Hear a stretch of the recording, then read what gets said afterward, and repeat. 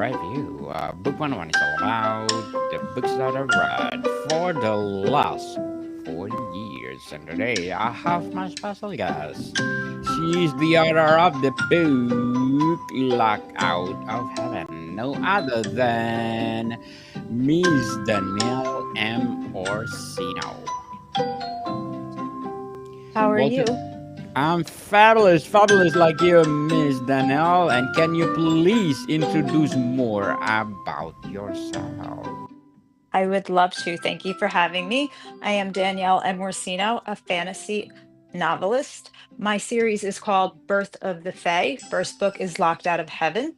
I was a former nurse, former world champion martial artist, and after a little conversation with a patient of mine, that began my journey into becoming an author. Miss Danielle Orsino, thank you so much for sharing your book to the world. So, what is the central premise of Locked Out of Heaven? Locked Out of Heaven begins our Birth of the Fae series, where we have two factions of angels, the virtue angels, who are sent by the Creator to prep the now primitive Earth for his next experiment, humans. And while they're doing that, the next Power Brigade angels, who are like the foot soldiers of the archangels, are busy fighting the war against Lucifer. And then one day the war ends, and the virtue angels think they're going home, and the gates lock. They are no longer in communication with the Shining Kingdom, nor are the Power Brigade angels. And they are stuck here on Earth and they have to make a new life. And so, Locked Out of Heaven is all about finding your identity and what happens when you have to reinvent yourself. So, it takes place from the beginning of time up throughout to some biblical events that maybe aren't really biblical events, but Fae events, because these angels become what we know as humans as our polytheistic gods and goddesses, but they call themselves the Fae. Not Fae as in little fairies, but Fae as in an acronym for the Fellowship Aegis of Earth, the Defenders of Earth. And they become the Court of Light and the Court of Dark, and they fight for human worship. So, Miss Danielle, how does the book explain the origin of the Fae in the fantasy universe? What it does is instead of these magical creatures just being here, which in a lot of Fae books, it's just they're here. These are angels who were sent to prep the world, as I said, but they pick certain wards. So some of these virtue angels are here to look after the mountains and create mountains. Some are bodies of water or animals and fauna. So they bond with them. So we have now dryads, which were former angels that were here to take care of trees. And then we have white stags who were now these beautiful white deer, and they were sent for deer and mermaids, things like that. So they were originally sent to create new life, and they bond with them because they've lost their wings. They no longer consider themselves angels. So they take on the form of the exact creatures they were sent to protect. And so that's how we get all of these magical creatures we know through mythological history. So, what role does the Archangel Michael play in the story? Michael's a little different. Let me tell you. Michael, we get a little taste of Michael from a a story before. So if you join my newsletter, you get a little more information on Michael. But Michael might, he might kind of go left and perhaps have a relationship with one of the angels early on.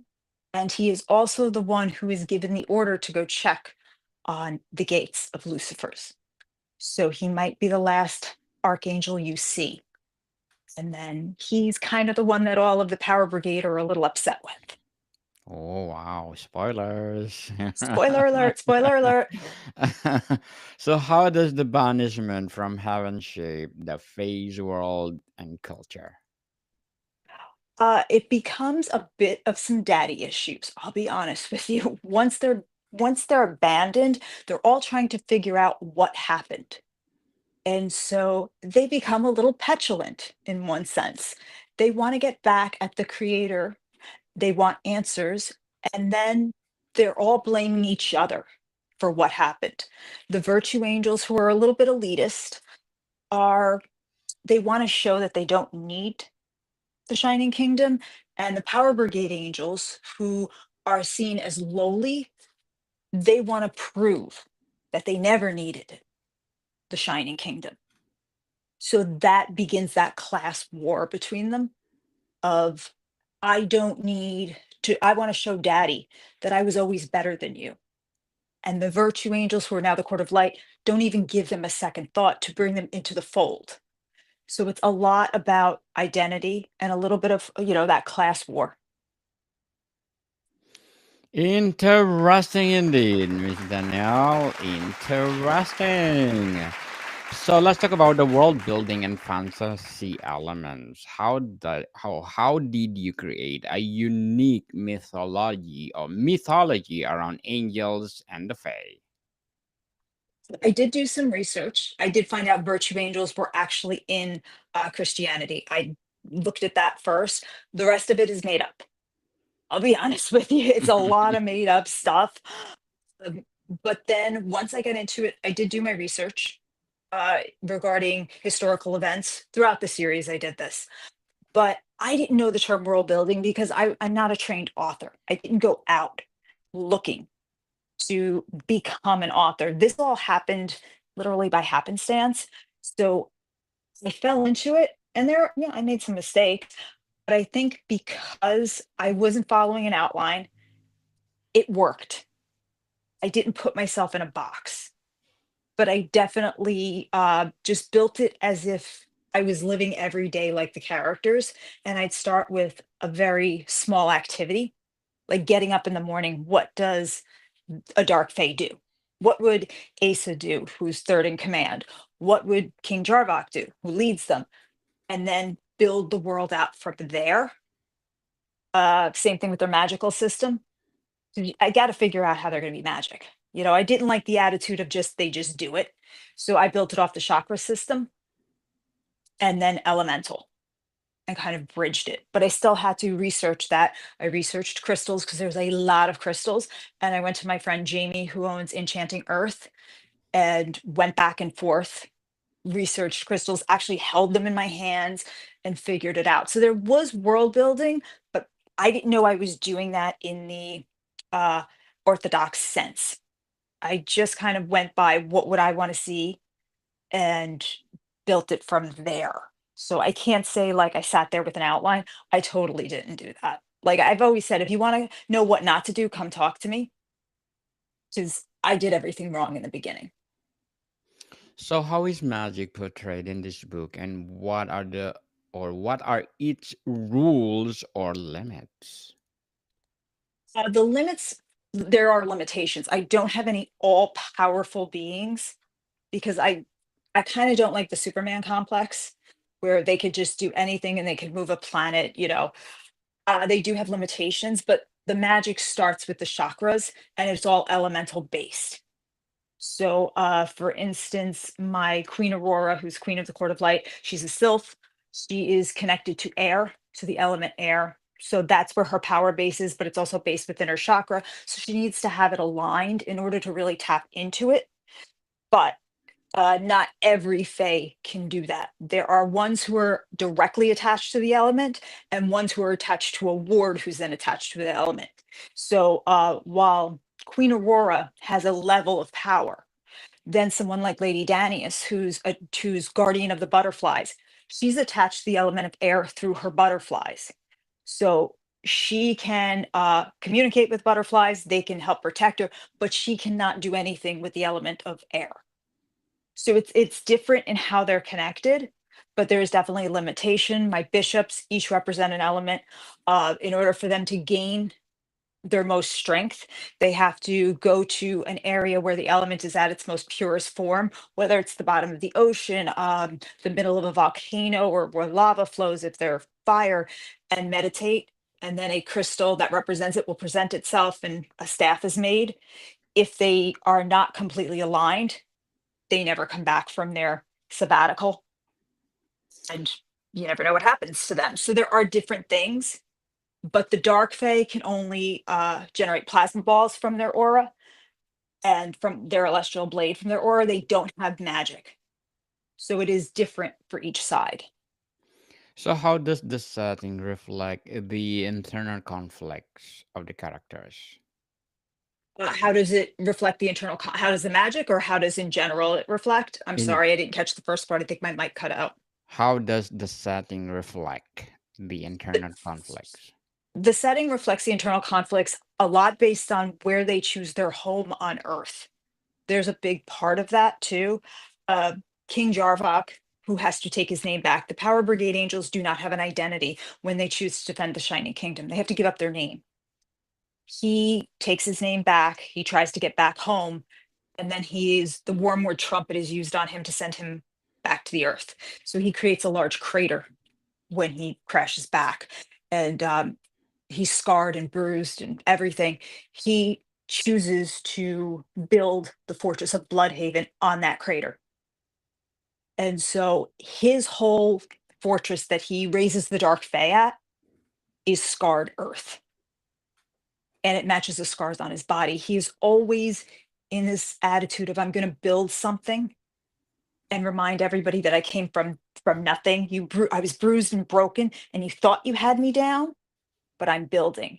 But he's also always in this form of I built this, but I'm still a little boy mad at daddy kind of going on. To whereas Aurora builds this big, beautiful kingdom right next to the mountain that she declared she was no longer going to support her father. So they're both doing these things to say, I don't need you anymore, daddy, but I always want to be reminded that you left me. So there's always this beautiful thing they build in Aurora's case, or they're matching the scars on the inside and outside in Jarvok's case. So there's this constant internal struggle of what they've done. In Aurora's case, once the war takes place, every time a faction dies, she brands her body with that faction to remind herself she messed up. So she actually brings her grief from the inside outside and keeps herself in a constant state of grief. So she almost can never escape her mistakes. So the setting overall, from the characters to the clothes they wear to what's around them. When she creates the Court of Light, it's all crystals. It's very similar to the Shining Kingdom. So I think what it is they're always reminded of abandonment. Even though they both say they're over it, they still constantly keep it in the forefront of their mind. Certainly. So let's talk about the characters or themes of the book. What themes of power, exile, and identity are presented in the book? Power, there's obviously a power struggle between everybody, between the Court of Light and the Court of Dark, but the power struggle is very internal in a sense as well. It is a miscommunication trope in that sense, where you think if these two would just get together and talk, this would be fixed. But it's a little deeper than that. The power struggle is, of course, the Court of Dark decides there's not enough human worship to go around. Human worship equals power. So they want it all.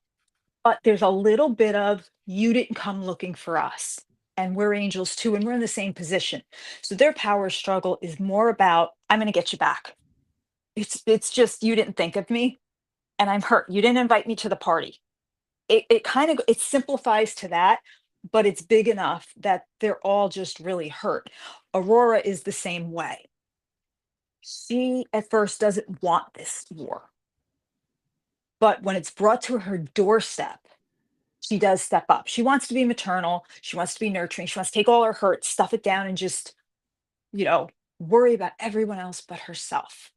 And when the war's brought to her doorstep, she decides the Court of Dark is the problem, not her emotions, not who really caused this. And she pours everything into that. So it's that constant struggle of power, but it's really the issues with themselves and the abandonment they just won't face.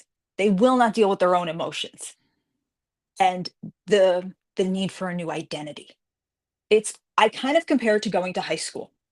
You leave middle school and you think you know yourself, like you're ready to be a teenager. And then you get there and you kind of wonder who you are. They have to leave the jobs behind and the old angelic lineage and step into this new power. But they don't know what that means. And they're trying to find themselves at the same time that they're building new worlds and building this Fae thing with all these people following them that they've convinced, yeah, no, no, come with me. It's cool. We got this. We got this. And meanwhile, they're like, I have no idea what I'm doing. So this is all going on back and forth in their heads. So it's a lot. And then you have the other characters who are going through the same thing and trying to grieve for the life they had. So, Miss Danielle, what would be advice for those people out there want to write their own novel? So the advice I have for anybody who wants to write, first of all, just write it. You have to get something on the paper. You can't edit nothing. So if you have an idea, just start to write. Do not set, I don't like when people are like, I'm going to write 300 words today. Don't set anything. Just sit and write because one day you'll be more inspired than the other. First of all, just get something down on the paper. Always write the book you want to read. Do not write for trend. I know people who write for trend and write for market, and they're going to be the next Twilight or the next Sarah J. Maas, whatever. Just write the book you would want to read because your passion will come through and people will notice a difference when you talk about it. They will see your face change, they will feel your energy.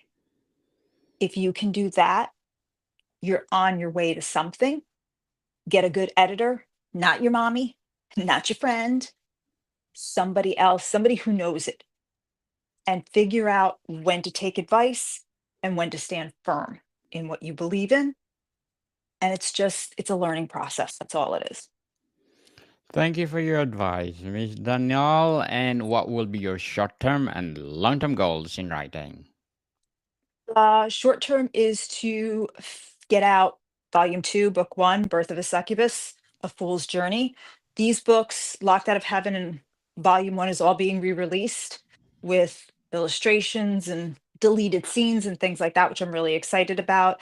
Kingdom Come, which was book four, was released on March 1st. I have A Fae is done, and then Forgive Us. And volume one will be completed. That should be done by about June. And then volume two, the start of it is, like I said, A Fool's Journey, Birth of a Succubus, A Fool's Journey. That will be out later this year, probably October. And so short-term goals is to get that out because I've been sitting on volume two for a very long time and I'm so excited for that. Long-term goals in writing is to finish the series. I don't know how it's going to end. I'll be honest, I have no idea. I'm just going to keep writing as long as I can put out quality. When it just becomes no fun and the characters aren't doing what I want them to do and what I think they would do, it's time to step away. But my overall goal would be to have an anime of volume one. That's Hmm. really what I want. And the no and a graphic novel. That's always the way I saw Locked Out of Heaven. I originally wrote it with the idea of it being a graphic novel. And then I didn't trust myself. And you have a traditional fantasy novel, but I always wanted a graphic novel. Good luck to your goals, Miss Danielle, and hoping for more and more and more empowering books like this. So, how does the concept of choice versus fate play out in the plot? It's a little bit of both. There are choices, but you do get that Aurora and Jarvok are fated in one way or another. There are Easter eggs that give you that, and I can't give those spoilers away because when they finally tie together, it's really good, and I was kind of proud of that.